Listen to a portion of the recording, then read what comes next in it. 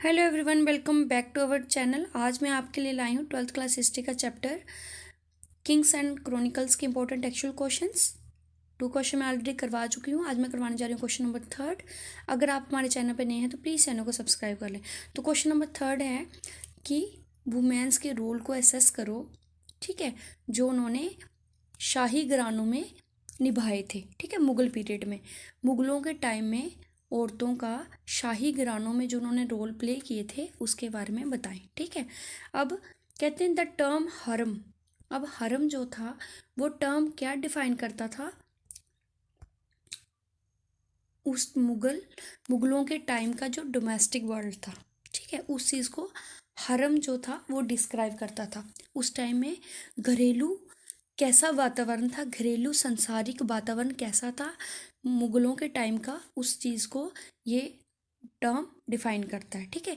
ये जो वर्ड था ये पर्शियन वर्ड से लिया गया है, जिसका मतलब है ए सैक्रेड प्लेस, एक पवित्र स्थान, ठीक है।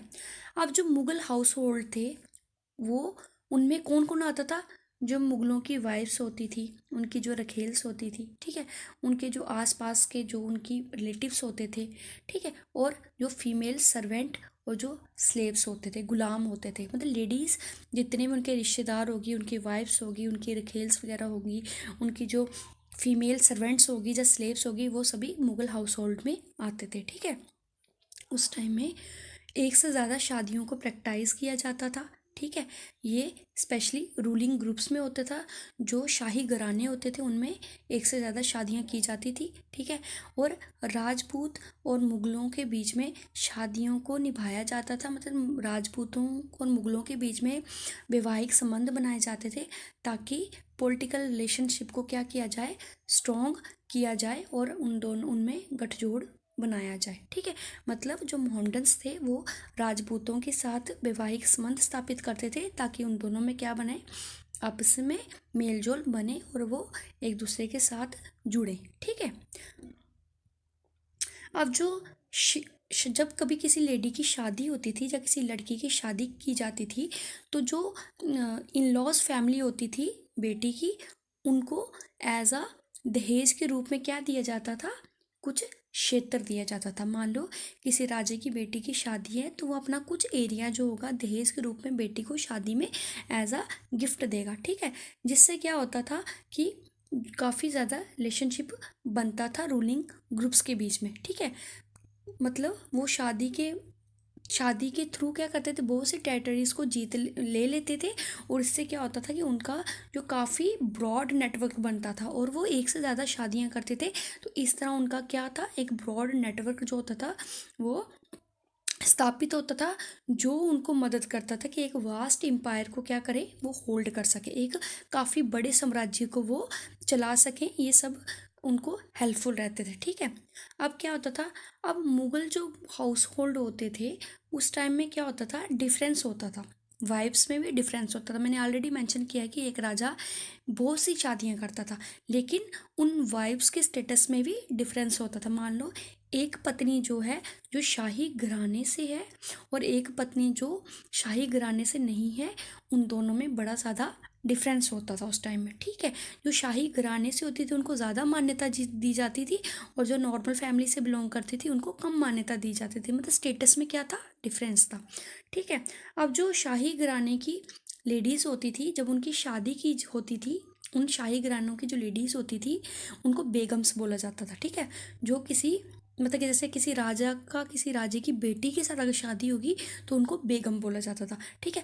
वो जब बेगम की शादी होती थी तो वो काफ़ी ज़्यादा ह्यूज अमाउंट ऑफ कैश और वैल्यूबल सामान डोवरी में लेके आती थी, ठीक है, डोवरी में लेके आती थी, जिसके कारण ऑटोमेटिकली उसका स्टेटस हाई हो जाता था, और उसका हस्बैंड उसको ज़्यादा रिस्पेक्ट और अटेंशन देता था, ठीक है। क्यों?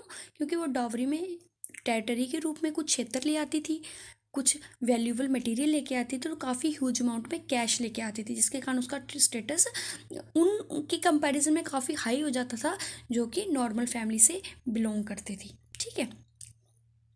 अब क्या होता था, कहते हैं ये जो नॉर्मल फैमिली से बिलोंग करती थी वो भी कभी कभी उनकी पोजीशन भी जो थी वो बेगम की पोजीशन पर तक पहुंच जाती थी, मतलब वहाँ पे भी क्या होता था, हायरार्चिकल सिस्टम होता था।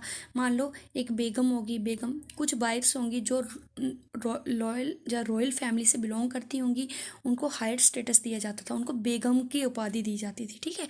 और जो जो रॉयल फैमिली से बिलोंग नहीं करती थी, ठीक है, जो शाही घरानों से बिलोंग नहीं करती थी, उन लेडीज़ को बेगम की उपाधि नहीं दी जाती थी। हाँ, ऐसा होता था कि टाइम के साथ वो जो नॉर्मल फैमिलीज़ की लेडी होती थी वो भी बेगम के स्थान तक पहुंच जाती थी, लेकिन ये डिपेंड करता था कि उनके पति की इच्छा क्या है। अगर किसी राजे की इच्छा है कि वो किसी नॉर्मल घर से बिलोंग करने वाली लेडी को बेगम बनाना चाहते थे तो वो ऐसा कर सकते थे, लेकिन शर्त ये होती थी कि उस राजे की ऑलरेडी 4 वाइफ्स नहीं होनी चाहिए। अगर 4 वाइफ्स राजे की ऑलरेडी हैं तो फिर कोई नीचे घराने से जो लेडी बिलोंग करेगी वो कभी भी बेगम नहीं बन पाती थी, ठीक है। और लव और मदरहुड जो होता था वो भी रोल प्ले करता था लेडीज़ का स्टेटस बनाने अप करने के लिए, ठीक है। अपार्ट फ्रॉम वाइफ्स कहते हैं कि इसके साथ साथ वाइफ्स के अलावा भी बहुत सी मेल और फीमेल स्लेव्स जो होती थी वो मुगल हाउस होल्ड में मिलती थी। मतलब राजघरानों, उस टाइम के राजघरानों में वाइफ्स तो होती थी, नंबर ऑफ वाइफ्स होती थी, लेकिन उसके साथ साथ मेल और फीमेल सर्वेंट भी होते थे, ठीक है, जो काफ़ी ज़्यादा कामों को परफॉर्म करते थे। मतलब घर के कामों से लेके जितने भी काम किए जाते थे जिनमें काफ़ी ज़्यादा इंटेलिजेंस की ज़रूरत होती थी, सब वर्क उन्हीं के थ्रू परफॉर्म किए जाते थे, ठीक है। काफ़ी ज़्यादा पॉपुलेशन होती थी उस टाइम में राजघरानों में, ठीक है। और कहते हैं जो स्लेव होते थे, ठीक है, जिनको ख्वाजा सारा बोला जाता है। ख्वाजा सारा कौन? इनको हम बोलते हैं हिजड़े, ठीक है। वो लोग भी काफ़ी इंटरनल और एक्सटर्नल लाइफ, मतलब कि काफ़ी फंक्शन परफॉर्म करते थे, वो भी काफ़ी ज़्यादा फंक्शन परफॉर्म करते थे। उनको गार्ड्स रखा जाता था, उनको सर्वेंट रखा जाता था, और उनको काफ़ी ज़्यादा जो वुमेन्स होती थी उनके उनके एजेंटों के रूप में उनको रखा जाता था, जो स्लेव हिजड़े होते थे, ठीक है। तो वो भी काफ़ी ज़्यादा फंक्शन परफॉर्म करते थे। Thank you.